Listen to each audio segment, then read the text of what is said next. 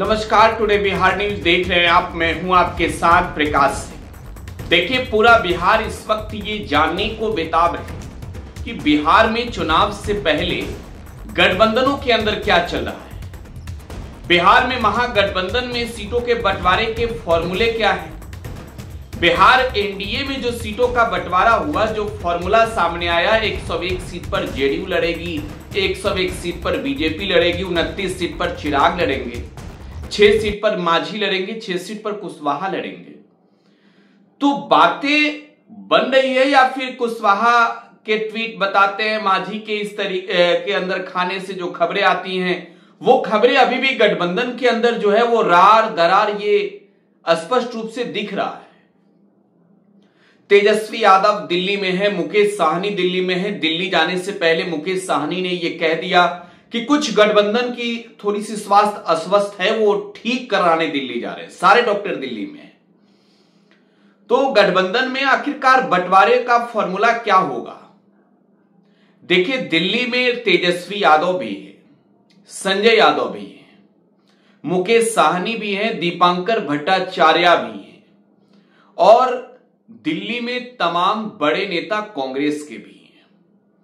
तो दिल्ली में ही बातें फाइनल हो जाएगी।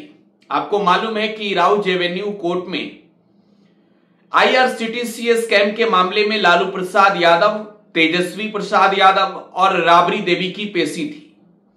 कोर्ट ने आईआरसीटीसी स्कैम के मामले में आरोप तय किए। लालू यादव से पूछा कि क्या ये आरोप स्वीकारते हैं। लालू यादव ने कहा कि नहीं, हम मुकदमा लड़ेंगे। तो चुनाव से पहले जो कोर्ट रूम के अंदर हुआ, इसका सीधा मैसेज भी बिहार की जनता के पास ही जा रहा है।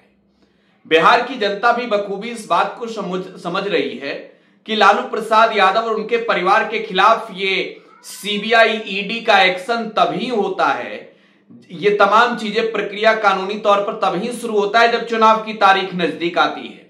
एक तौर पर समझे तो लालू परिवार की छवि को धूमिल करने की कोशिश की जाती है। दूसरी ओर एक अलग ही सिंपैथी जो है वो बिहार की जनता के बीच लालू यादव और उनकी पार्टी के लिए क्रिएट होता है। ये दो पहलू हैं इसके। तो लालू प्रसाद यादव दिल्ली से पटना लौट गए, कोर्ट में पेशी के बाद लौटे हैं।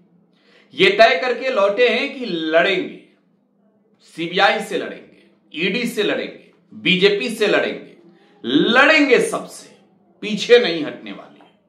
कोई नफरती ताकत नहीं झुका सकता। ये बात लालू यादव, तेजस्वी यादव तो कई दफे कहते ही रहे। लेकिन देखिए, अब मैं बात करने जा रहा हूं सीधे सीटों के बंटवारे की।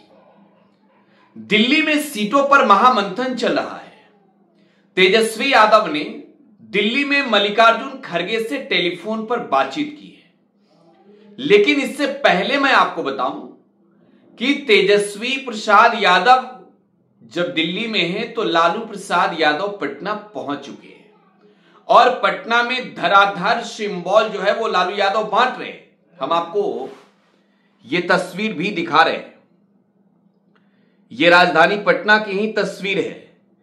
तस्वीर में देखिए, संदेश से दीपू सिंह रनावत, ये संदेश की विधायिका के बेटे हैं किरण सिंह के।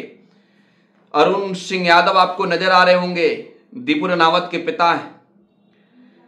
सतानंद संबद उर्फ ललन, ये शाहपुर कमाल के विधायक हैं, इन्हें भी आरजेडी का सिंबल मिल चुका है। नरेंद्र सिंह उर्फ बोगो सिंह, मटिहानी से टिकट ये ले चुके हैं, सिंबल मिल चुका है। परबत्ता से डॉक्टर संजीव को टिकट मिल चुका है, जेडीयू के टिकट पर 2020 का चुनाव जीते थे। तो ये सीटों के बंटवारे का फॉर्मूला अब क्या होगा, क्योंकि लालू यादव तो धराधर सीटें बांटते जा रहे हैं। राजधानी पटना में राबड़ी आवास के बाहर समर्थकों की जो भीड़ है, जो शोर है, वो शोर सीधे तौर पर इस बात के संकेत हैं कि चुनाव को लेकर भले ही तेजस्वी यादव दिल्ली में हो, लालू प्रसाद यादव टिकट बांटना शुरू कर चुके हैं। अब देखिए, गठबंधन के अंदर कौन कौन है। गठबंधन में है आरजेडी, गठबंधन में है कांग्रेस, गठबंधन में है लेफ्ट की तीनों पार्टियां, सीपीआई, एमएल, उसके अलावा सीपीएम। गठबंधन में अब आरएलजेपी भी आ रही है, जो पशुपति कुमार पारस की पार्टी है। गठबंधन में मुकेश सहनी का वीआईपी भी है। गठबंधन में झारखंड मुक्ति मोर्चा हेमंत सोरेन की जो पार्टी है वो भी एंट्री मार रही है। विधानसभा की कुल सीटें हैं 243। पिछली दफे चुनाव में आरजेडी ने 144 सीटों पर चुनाव लड़ा था और कांग्रेस ने 70 सीटों पर, बाकी की सीटें लेफ्ट को दे दी थी। लेकिन देखिए इस बार का फॉर्मूला जो अंदर ही अंदर सेट हो रहा है, जो दिल्ली के सूत्र हमको बता रहे हैं वो फॉर्मूला हम आपको दिखा रहे हैं, यही फॉर्मूला है।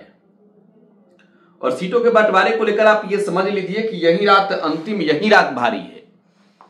महागठबंधन में सीट शेयरिंग को लेकर जो है वो लगभग सहमति बनी है। आरजेडी 135 सीट पर चुनाव लड़ने जा रही है, कांग्रेस 60 सीटों पर चुनाव लड़ेगी, लेफ्ट के दलों को 30 सीटें मिल सकती हैं, 29 से 30। वीआईपी पार्टी 15 सीटों पर चुनाव लड़ेगी। 15 सीट मात्र वीआईपी मुकेश सहनी की पार्टी को मिल रहे हैं। झारखंड मुक्ति मोर्चा के लिए 2 सीट, मात्र 2, और आईपी गुप्ता की पार्टी को 1 सीट मिल सकती है। और अगर देखिए जो चुनाव में पार्टियां लड़ रही है आरएलजेपी, इन्हें तेजस्वी यादव अपने खाते से 2 या 3 सीट दे सकते हैं। तो ये गठबंधन में सीटों के बंटवारे का फॉर्मूला है। कांग्रेस को लेकर देखिए, कांग्रेस बिहार में पहले से ही धारदार तरीके से प्लान कर रही थी। कांग्रेस की रणनीति है कि बिहार में बड़ी जीत हासिल करना है। जो सफलताएं 2020 में नहीं हाथ लगी उसे 2025 में हासिल करना है, क्योंकि 24 के चुनाव में कांग्रेस ने बिहार में बेहतर प्रदर्शन किया। तो अब विधानसभा के इस चुनावी साल में कांग्रेस भी बिहार में थोड़ी सी तो अपनी सीटें कम कर रही है, लेकिन राष्ट्रीय जनता दल को भी अपनी सीटें कम करनी पड़ रही है। मैंने आपको पहले भी कहा कि 130 से 35 सीट के बीच आरजेडी लड़ेगी। अब वो बातें कंफर्म हो रही है कि 130 से 135 के बीच सीटों पर राष्ट्रीय जनता दल चुनाव लड़ने जा रही है। खैर, तो ये गठबंधन को लेकर दिल्ली में चर्चा है। अब इधर बिहार में मुकेश सहनी के कई कैंडिडेट फाइनल हैं। छातापुर से संजीव मिश्रा फाइनल हैं, तारापुर से जो है वो सकलदेव बिंद फाइनल हैं। इसके अलावा बिहार की कुल 15 सीटें जो है वो मुकेश सहनी के खाते में जो जा रही है उसके कैंडिडेट भी लगभग फाइनल हो चुके हैं। कांग्रेस ने भी अपने कैंडिडेट क्लियर कर लिए हैं, क्योंकि स्क्रीनिंग कमेटी की बैठक हो गई और दिल्ली फाइल पहुंच चुका है। लेफ्ट भी अपने कैंडिडेट को अब सिंबल देना शुरू कर चुकी है, क्योंकि नामांकन चल रहा है। तो इस चुनावी साल में देश की सियासी गलियारों में भी बिहार की चर्चा है और बिहार की राजनीति और रणनीति जो है इस वक्त दिल्ली में भी नजर आ रहा है, जिसमें तेजस्वी यादव दिल्ली में है, मुकेश सहनी दिल्ली में, और दिल्ली में महागठबंधन की बैठक का दौर जारी है। फिलहाल आप जुड़े बिहार न्यूज के साथ बने रहें। धन्यवाद।